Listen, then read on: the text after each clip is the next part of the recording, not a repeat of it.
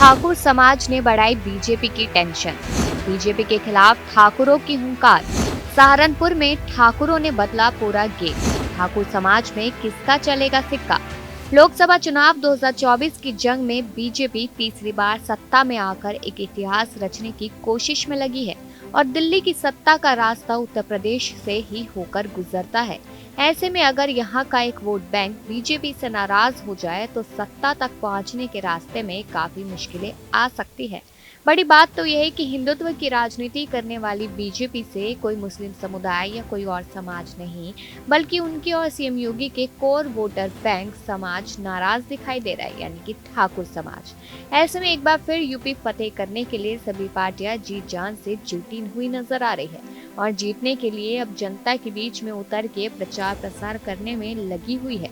ऐसा माना जा रहा है कि यूपी में जीत हासिल करने के लिए सभी पार्टियां फिलहाल जातीय समीकरण साधने में लगी हुई है।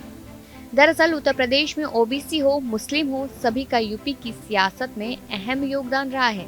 यही वजह है कि सभी दल सूबे में उम्मीदवार उतारते समय जातीय समीकरण का पूरा ख्याल रखते हुए नजर आते हैं। अब वही कुछ सर्वे की बात की जाए तो 80 सीटों वाले उत्तर प्रदेश में बीजेपी प्रचंड जीत हासिल करती दिखाई दे रही है। आपको बता दें कि यूपी के 82% वोटर ठाकुर वोटर एनडीए के साथ जाते हुए जरूर नजर आ रहे हैं, तो वही 7% ठाकुर वोटर इंडिया गठबंधन, 5% बीएसपी और 6% ठाकुर वोटर अन्य के समर्थन में। लेकिन अब कहीं ना कहीं देखा जाए तो यहाँ पर जो लड़ाई है वो बढ़ती हुई नजर आ रही है, क्योंकि एक तरफ ठाकुर समाज है तो वही दूसरी तरफ मुस्लिम आबादी वाला इलाका भी है। अब देखा जाए यहाँ पर तो चुनावों में एक एक वोट बेहद महत्वपूर्ण है और वो ठाकुरों का वोट अगर बीजेपी को नहीं मिलता तो कहीं ना कहीं यूपी की 80 की टक्कर काफी ज्यादा मुश्किल होती हुई नजर आ सकती है।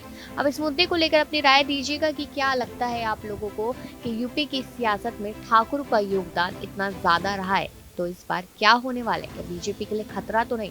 अपनी राय दे और देखते रहिए लिटिल भारत।